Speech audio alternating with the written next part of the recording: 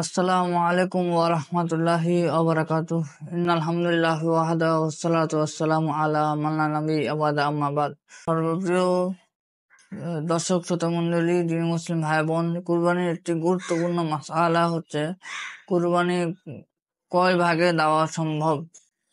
এই প্রসঙ্গে জমহুরদের মত পাওয়া যায় যে 7 ভাগে কুরবানি দেওয়া যাবে, 10 ভাগেও কুরবানি দেওয়া যাবে। দলিল সহিহ মুসলিম 1358তম হাদিস, সুনানে তিরমিজি 1501 নম্বর হাদিস।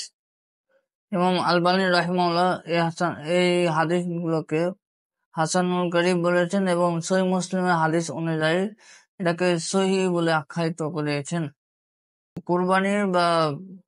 কুরবানি করার ক্ষেত্রে বকরি বা দুম্বা একটি ভাগ দিলে যথেষ্ট হয়ে যায়। তবে কেউ যদি শরিকানা হিসেবে দিতে চায় তাহলে তাতে কোনো সমস্যা নেই।